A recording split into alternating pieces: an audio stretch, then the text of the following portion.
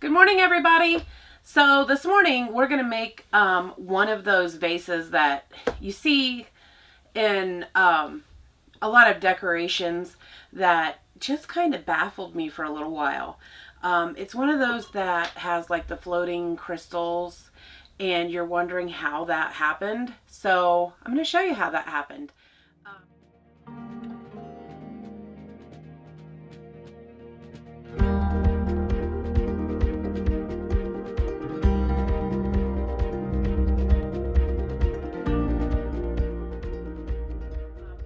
What you'll need for this is pretty simple. This is a very cheap project. We did this for my granddaughter, our baby shower a couple years ago, and it just looks so cute. So I'm going to make one today, kind of a beach scene, because Jeff and I are kind of into that. So here's what you're going to need. You're going to need a vase. It doesn't have to be a vase exactly like this. It can be anything. It could even be something huge. The problem with the bigger items are you'll need more things to fill it. So I think this probably came from the Dollar Tree or something like that because I have a ton of them laying around. I had 2 weddings this past year, so I just have all this stuff everywhere. So I want to do something with it and make use of it if it didn't get used at the wedding. You're going to need 1 vase. You're going to need 2 of these floral gel beads, and you can get these at the Dollar Tree. I recommend clear.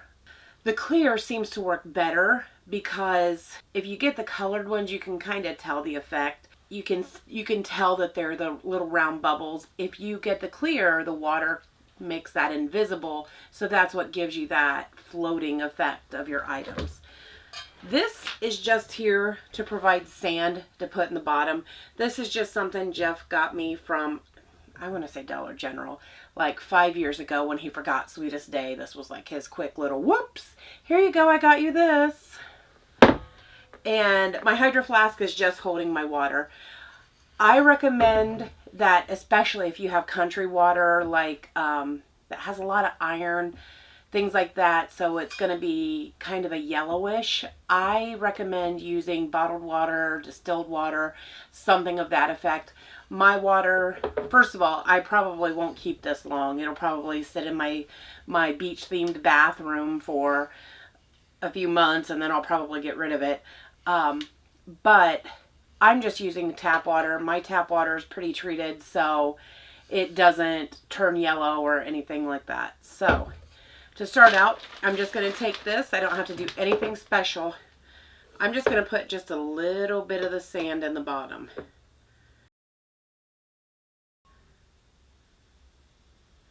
I don't need a lot, just enough that we can see it's sand. Let me get that out of your way so you can see. And, whoops, I forgot to mention that you need some things to float. So for me, I'm going to use, like I said, some seashells. I have some pearls in here, some pink pearls. I just have all kinds of different things. I have a couple of things that are shaped like diamonds. I promise they're not real diamonds. So I have this little starfish looking thing, and I'm just going to drop it right in there. That's going to be actually on the bottom. The next thing I'm going to do, I probably should have opened these first. So the next thing I'm going to do is I'm going to take some of these little floral beads and just drop them in. So that's going to make our first layer.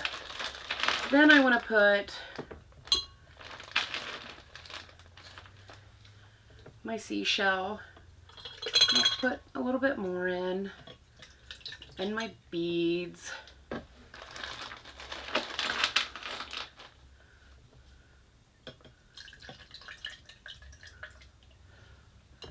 Maybe another one of those guys.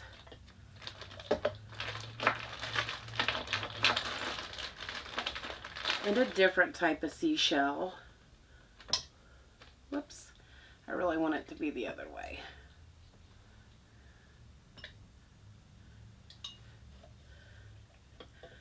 The only thing you have to worry about with this is you want to make sure that the items you put in are not too heavy. Because if they're too heavy, you won't get the desired effect. They will all sink to the bottom and not really give you the effect you're looking for. So the idea is to find lightweight things that will float, or that will not pop the bubbles, that will stay above.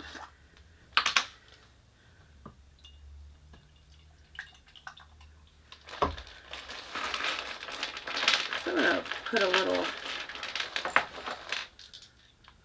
diamond in there.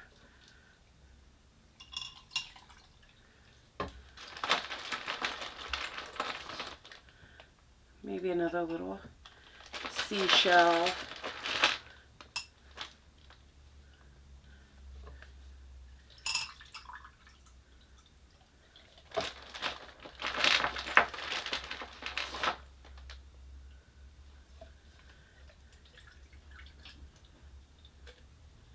Okay, so we actually have it loaded, and it looks, I suppose it looks okay, but it's not really what we're going for right now. I'm going to set everything else aside, and when I add the water, you'll see what we were going for.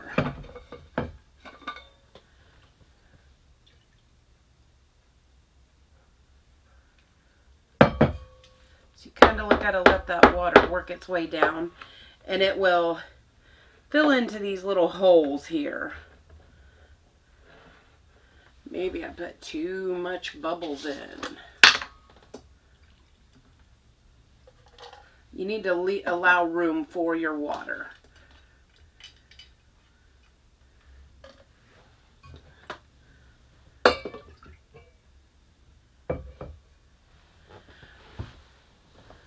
So the more your water goes in, you'll see it's slowly working out these little bubbles in between the bubbles, the air pockets, so to speak. As the rest of the bubbles work their way up, you kind of see the desired effect, which is for these things to look as though they are floating.